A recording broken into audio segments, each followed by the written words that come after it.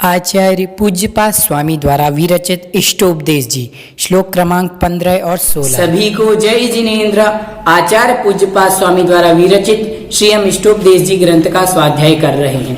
इष्टोपदेश जी ग्रंथ में अभी तक हमने 14 श्लोकों का उच्चारण, उसका अर्थ और प्रश्नोत्तरों को समझा। आज हम श्लोक क्रमांक 15 से पढ़ेंगे।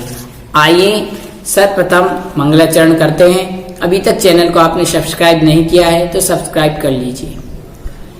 यस्य स्वयं स्वभावाप्ति रभाविकृतश्न कर्मणः तस्मै संज्ञान रूपाय नमोस्तु परमात्मने। बोले आचार्य भगवंत पूज्यपाद स्वामी महाराज की जय। लोभी को धन इष्ट होता है, बात चल रही थी। प्रश्न उठा, क्या लोभी को धन इष्ट होता है? लोभी को क्या इष्ट होता है? तो उसी की बात चल रही है।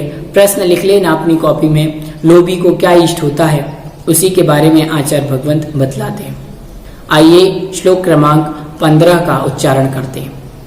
आयुर वृद्धि क्षयोत्कर्षा, आयुर वृद्धि क्षयोत्कर्षा हेतुम कालस्य निर्गमम। क्या है? हेतुम कालस्य निर्गमम वांछताम धनिना मिष्टम, वांछताम धनिना मिष्टम जीवितात सुतराम धनम, जीवितात सुतराम धनम। आयुर्वृद्धि क्षयोत्कर्ष हेतुम कालस्य निर्गमम वांछताम धनिनामीष्टम जीवितासुतराम धनम। आप लोग भी इसका उच्चारण कीजिएगा। पहले इसका एक संधि विच्छेद कर लेते। आयुर वृद्धि, तो यह बन जाएगा आयु, रा की जो रेप लगी उसका विसर्ग बन जाएगा आयु वृद्धि क्षयोत्कर्ष हेतुम कालस्य निर्गमम, ऐसा ही रहेगा। फिर यहां बनेगा वांछताम धनी नाम इष्टम, जो धनी नाम इष्टम है तो मां निकलेगा और अलग अलग संधि विच्छेद होगा तो धनी नाम इष्टम। जीवितात सुतराम अलग अलग होगा, जीवितात सुतराम धनम। आइए अब अर्थ समझते हैं। अर्थ हम अन्वय से समझेंगे। कालस्य निर्गमम, कालस्य अर्थात काल का, समय का। निर्गमम अर्थात व्यतीत होना, शब्दार्थ व्यतीत होना। निर्गमम अर्थात व्यतीत होना, कालस्य अर्थात काल का, निर्गमम अर्थात व्यतीत होना। आयु वृद्धि, आयु की वृद्धि अर्थात क्षय का कारण है। वृद्धि अर्थात क्षय, जैसे जैसे हमारा समय बीतता जाता है वैसे वैसे हमारी आयु क्या होती जाती है? क्षय होती जाती है। होती है या नहीं? व्यक्ति अपना हर साल बर्थडे मनाता है, जन्म दिवस मनाता है, लेकिन उस दिन उसकी 1 वर्ष आयु कम हो जाती है, ना कि बढ़ती है। ठीक है। समय का व्यतीत होना आयु की क्षय का। कालस्य निर्गमम अर्थात काल का व्यतीत होना, आयु वृद्धि आयु के क्षय का। क्षयोत्कर्षा अर्थात क्षय, उत्कर्ष अर्थात क्षय अर्थात धन की वृद्धि का कारण है। क्षयोत्कर्षा हेतुम अर्थात धन की वृद्धि का कारण है। वांछताम धनी नाम, वांछताम अर्थात चाहने वाले, धनी नाम अर्थात धनवान पुरुषों को, धन की इच्छा रखने वाले धनवान पुरुषों को। जीवितात अर्थात अपने जीवन से, जीवितात अर्थात अपने जीवन से। सुतराम अर्थात अधिक, सुतराम अर्थात अधिक। धनम इष्टम अर्थात धन इष्ट होता है। कह रहे समय का व्यतीत होना आयु के क्षय का और धन की वृद्धि का कारण है। समय का जैसे जैसे व्यतीत होगा तो आयु घटती जाएगी, आयु कम होती जाएगी और धन बढ़ता जाएगा। क्या होगा? समय जैसे जैसे व्यतीत होगा, कालस्य निर्गमम, काल का क्या होना? व्यतीत होना।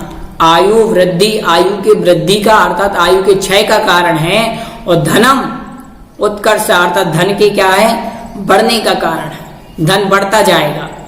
इसलिए जो धन के चाहने वाले पुरुष होते हैं उनको अपने जीवन से भी ज्यादा प्रिय क्या होता है? धन। अर्थात लोभी को सबसे ज्यादा प्रिय क्या होता है? धन होता है। मनुष्य जीवन बहुत ही एक एक क्षण अमूल्य है। मनुष्य भाव का एक एक क्षण अमूल्य है और यह मनुष्य अपने द्वारा मुनि दीक्षा आदि ना लेकर के, तप आदि ना करके, अपना कल्याण ना करके धन आदि के संग्रह में लगा रहता है। धन आदि का संग्रह करता है। जैसे जैसे मनुष्य की आयु बीतती जाती है, जैसे जैसे बड़ा होता जाता है, मनुष्य भाव निकलता जाता है और यह मनुष्य धन क्या करता जाता है, बढ़ाता जाता है और अपने आप में खुशी मनाता है, आनंदित होता है। जबकि धन तो नश्वर है, एक दिन सब कुछ क्षय होने वाला है। इसलिए आचार्य भगवंत कह रहे हैं यहाँ पर कि जो लोभी व्यक्ति होता है उसे धन इष्ट होता है और वो धन के ही पीछे भागता है। यहाँ तक 15वां श्लोक हुआ। अब आगे आचार्य भगवंत बता रहे हैं त्याग के लिए संग्रह उचित नहीं कि मैं पहले तो रुपए पैसे को इकट्ठा करूंगा फिर इसका त्याग करूंगा। नहीं, त्याग करने के लिए धन कभी इकट्ठा नहीं किया जाता। दान देने के लिए पैसा नहीं कमाया जाता। पैसा कमाते हैं इसलिए दान देना चाहिए। आइए आगे पढ़ते हैं श्लोक क्रमांक 16। त्यागाय श्रेयसे वित्तमवित्तः वित्तमवित्तः संचिनोति यः स्वशरीरं सपंकेन स्नास्यामीति स्नास्यामीति विलिम्पति स्नास्यामीति विलिम्पति। त्यागाय श्रेयसे वित्तमवित्तः संचनोति स्वशरीरं सपंकेन स्नास्यामीति विलिम्पति। क्या कह रहे हैं? संधि विच्छेद करेंगे अलग अलग। त्यागाय श्रेयसे वित्तम अवित्तः, वित्तम अवित्तः माँ में से आ निकल जाएगा तो बन जाएगा वित्तम और यहाँ बन जाएगा अवित्तम। संचिनोति स्वशरीरम स पंकेन स्नास्यामि इति, स्नास्यामीति का बन जाएगा स्नास्यामि इति विलिम्पति। अब बता रहे यह अर्थात जो, अवित्त अर्थात निर्धन धनुष, वित्त अर्थात धन, जिस मनुष्य के पास धन नहीं है, जो निर्धन मनुष्य त्यागाय अर्थात दान रूपी पुण्य के लिए, त्यागाय श्रेयसे, श्रेयस अर्थात पुण्य, त्यागाय श्रेयसे अर्थात दान रूपी पुण्य के लिए, वित्तम अर्थात धन को, संचिनोति अर्थात संग्रह करता है। यह अवित्ता जो निर्धन मनुष्य त्यागाय श्रेयसे दान का पुण्य करने के लिए वित्ता संचिनोतिया अर्थात दान का क्या करता है, संग्रह करता है। सह अर्थात वह मनुष्य, स्नास्यामि अर्थात मैं नहाऊंगा, इति अर्थात इस विचार से, स्वशरीरम अर्थात अपने शरीर को, पंकेन विलिम्पति अर्थात कीचड़ से लिप्त करता है। अर्थात जैसे कोई व्यक्ति कि अब मुझे नहाना तो है ही, इसलिए क्यों ना कीचड़ में क्या हो जाओ, कूद जाओ। कोई व्यक्ति क्या सोच रहा है, अब नहाना है तो कीचड़ में कूद जाओ अर्थात गंदे हो जाओ। उसी प्रकार से कोई मनुष्य क्या करता है, निर्धन मनुष्य दान के लिए क्या करता है, धन का इकट्ठा करता है। भैया दान के लिए धन इकट्ठा नहीं किया जाता, धन इकट्ठा किया इसलिए दान किया जाता है।